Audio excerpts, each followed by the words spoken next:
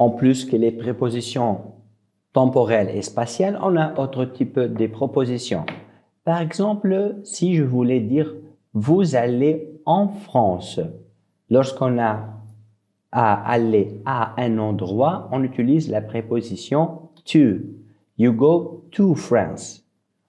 On a aussi ces prépositions, par exemple, à travers, cela veut dire through, dentro, into, autour de, around. Vous pouvez construire quelques phrases en utilisant ces prépositions.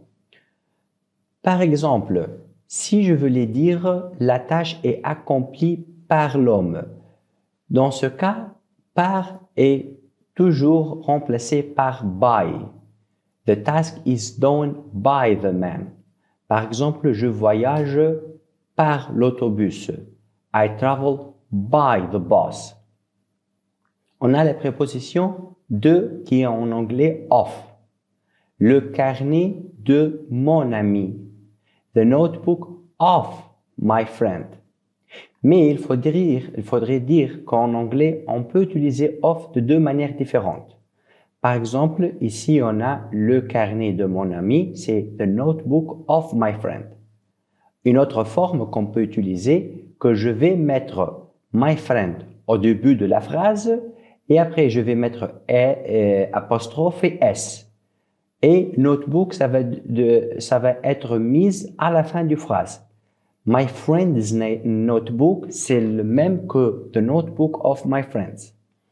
Autre règle à propos de cette forme, si le nom termine avec S, the notebooks, au lieu de dire the notebook of my friend, va être notebooks. Dans ce cas, on va dire, par exemple, on a autre préposition qui est avec. Avec, ça se dit with. L'opposé de with, c'est without, ça veut dire sans. Je vis avec mes amis. I live with my friends. Je me débrouille sans votre aide. I will succeed without your help. Comme on utilise like. I speak English like a native speaker. Je parle l'anglais comme un natif. Et l'opposé de comme qui est contrairement, on utilise en anglais unlike. Like, c'est comme. Unlike, c'est contrairement. Unlike you, I practice sport daily. Contrairement à toi, je fais du sport tous les jours. Contre, against.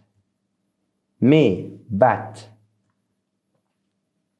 Tous sont contre moi, mais je les gagnerai. All of them are against me, but I will win them.